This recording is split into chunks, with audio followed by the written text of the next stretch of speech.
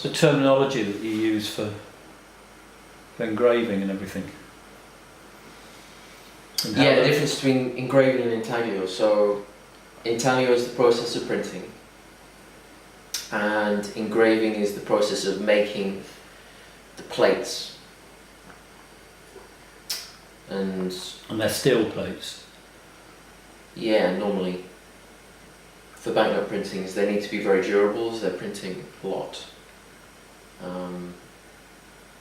But originally engraving was done on copper, and then steel came in the 19th century. Right, okay. Can somebody tell from a banknote how old the plate is? Because the definition won't be so great, will it? As soon as it won't even get to that point. Oh, it right. used to. It used to be crude like that, but now the quality control is so precise that they don't let it get to that point. There's minimal variation between banknotes. It's quite amazing. Right. The thing that, if you look really closely, the thing that changes is that what happens is lithography or offset. It's the same thing. That's the first process, and then the thing that's printed on top of it is intaglio. So intaglio is always the darkest part of the banknote. It's normally the portrait, it's normally the writing. But I forgot where I was going with that. So when the design. The thing that changes is that there's no way to precisely align the intaglio with the offset. So there is a slight movement between the two, but it's like millimeters difference, if that. Well, millimeters is quite a lot. And also the other thing that changes is when the notes are cut, obviously. So there's slight differences between where the note is actually cut, as it's printed in a sheet like wallpaper, and then it's cut at specific points. But that should be thousandth of a millimeter accuracy, surely. Yeah, it's like it will change. I think they say allow like 3 mil. Wow, that's a lot. It is a lot, yeah. It is a lot. But that's why banknotes are printed in repeating patterns. It's a seamless pattern. I mean, there are some banknotes that aren't printed like that, and it's really strange when you see it. So, for instance, Hungarian banknotes. They're actually printed, they're cropped like you're printing a sheet of paper. There's an edge to them. So if you look at banknotes from Hungary, they don't match up. The top and the bottom, the left and the right don't match up. Oh, right. Strange. Right. But most banknotes, they're printed in repeating patterns, like wallpaper. So it doesn't really matter where it's cut if it differs. Ideally, you get everyone collaborating together to make a seamless design, but that's not really how it works. In reality, the engraving part of the note is assigned to the engraver, and then everything else is assigned to the designer. And did you walk into the engraver's Yeah, studio? he was next to me. Oh right, so Yeah. you saw. So and he was doing it lunch all by, break. I would take a look at what he was doing, And he was doing it all by hand, or was he using a Yeah. computer? No. Doing it on a tablet.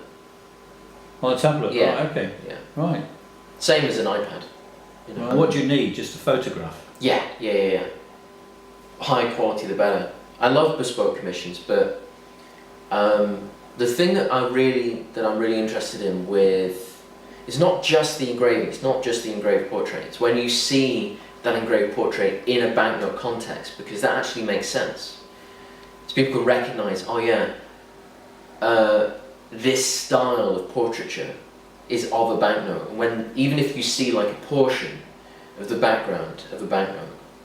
So I really love the way that as soon as something's on a banknote, it literally has currency. So I love the idea of taking something and actually elevating it to currency. Who's worth, I don't know, 700 million or whatever as a person. And everything about Leica, you had his engraving there, and then you had sort of scanners and point clouds and total stations and the Wilt-Herbrig building, which I've got loads of pictures of, as a banknote. Wow. He'd love that. He'd love it because he's a he likes himself, you know. Slowly. Like it's like Virgin as well. Yeah. In many senses, the banknote design is formulaic. There's a background, there's the engraving, you know, there's a space for the watermark, there's a certain, there's a standard, you know. But that's cool, that's good. Because then it's something that's recognizable.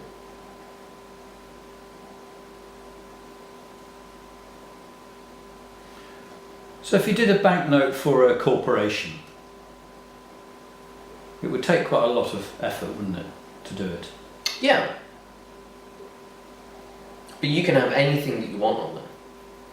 Yeah. You know, all someone needs to do is just give me a picture of what they want, and that's exactly how banknotes are made. You know, the central bank will literally deliver the files of things that they want on the banknote. Ideally, they'll know what they want. I wonder if people would use that. I'm just trying to think of a company that would use different values of banknotes as vouchers for their products. Yeah, for sure. They could have a whole campaign of having original art and discounts. You know. I love it's the art of banknote design, and that's what I like. I like seeing things that aren't presented as banknotes being presented in that format.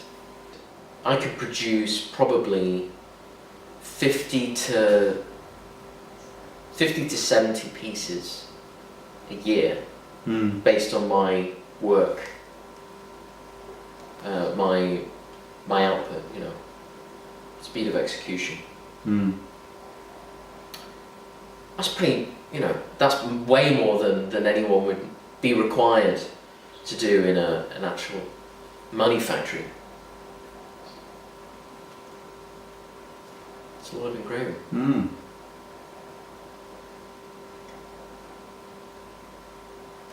But that is the most labour-intensive part of a banknote in the design process. Yeah, for sure.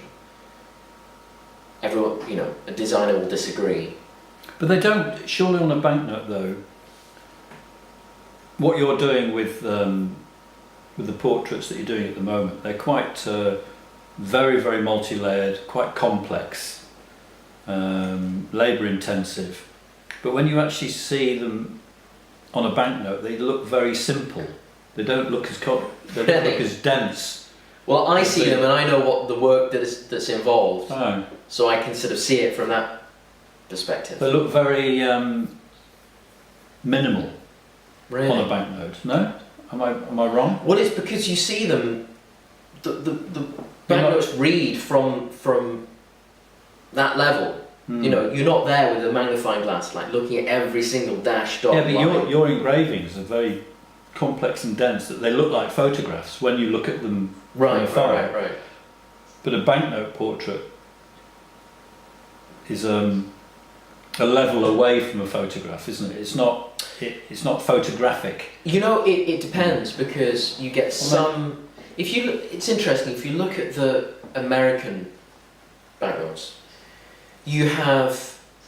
This is really interesting because you have some, like the portrait of Jefferson, the portrait of Washington, and also Franklin. So there's the 1, the 2, and the 100. Well, they were engraved from. They were working from paintings. So obviously they didn't have photographs. But there are some. I forget which. But there are some that obviously they're presidents from the 19th century, and there's been banknotes printed in the US, with presidents on from the 20th century, and obviously they're working from photographs, so it's a lot more photographic. So it all depends on what you're working from. You can have very densely drawn engravings that look like photographs, look very, very photographic. There's engravings of Kennedy, John Kennedy, and amazing, you know. I suppose I'm just thinking of the Queen. But yeah, and then you get other engravings that are more stylized or look more like paintings, and you can get engravings that are very crude. It depends on the width of the line, on the spacing between the lines, on... But sometimes say on the Queen, I'm just doing this from memory, but you've got huge areas of nothing, which are like shading, aren't they? They're because there's nothing there. It's part of the. On the portrait you're talking about with the Queen, there's actually very little where there's nothing. Oh. Yeah. So it looks like. Yeah. So there's absolutely. You can't see. No. There's that. I mean, the only thing that on the Queen's portrait that doesn't have anything going on, I would guess, is just the little glint in her eye, and even the whites of her eyes have got lines going down. That is an example of very, very densely engraved portrait. Right. Whilst on the other side, who is it? Jane? No? Jane Austen. Jane Austen. That's too stylised. It's not. That looks like somebody's.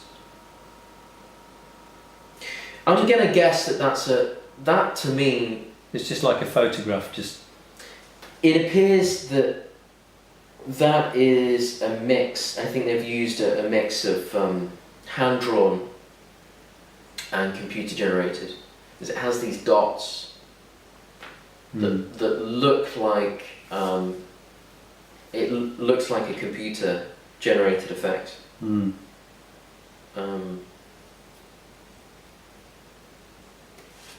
But yeah.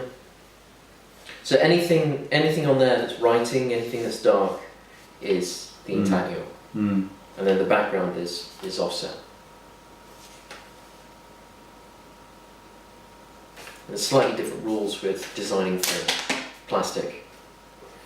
So could you, on your own design of banknotes, say a corporation wanted you to make 5,000 of them, they're happy with the design, what medium would you print them on? Could you print them on plastic?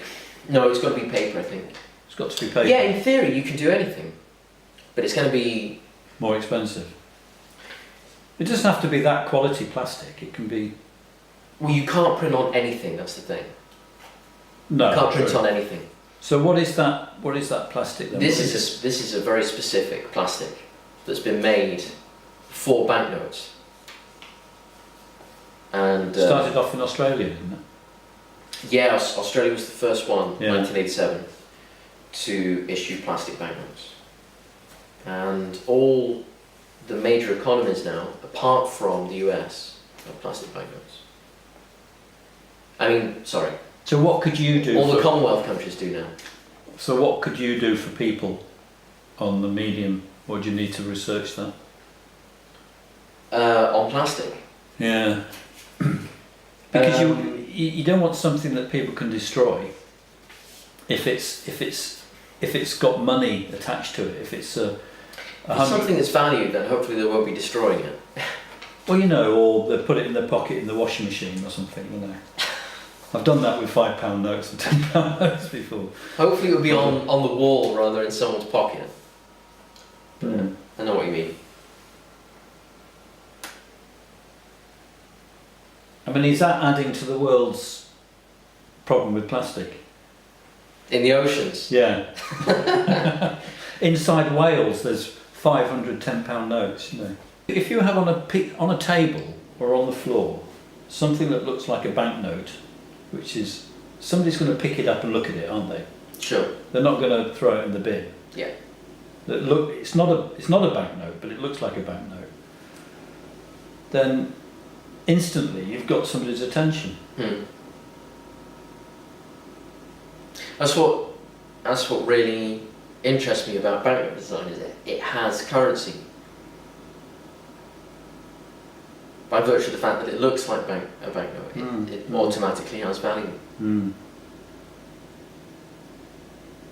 What counterfeiters work on is the assumption that people just aren't looking, because it's actually too difficult to replicate something like this. So counterfeiters would prefer to produce something cheaply and crudely to catch the one or two people out who aren't really looking that closely. So what's the next portrait, do you think? Honestly, I've got so many ideas. Not just for portraiture, but there's so many different directions to go. There's so many different ways of collaborating and different things I want to produce. It's finding the time, and it's prioritizing, and yeah. I would love something that just encapsulates the moment. I would love to produce artwork where people can look back in 20 years' time and say, wow, that was of the moment. You know, that was of that era. Okay. So Theresa May's the next one. I think she's got lots of lines. that subject is too temporary to do an engraving of. I think people are going to look back at this. I think it's going to be really important to actually document this time that we're living through. And so making things of the moment and documenting things of the moment is going to be really important when people look back. Because... So give an example of art that's done that in the past.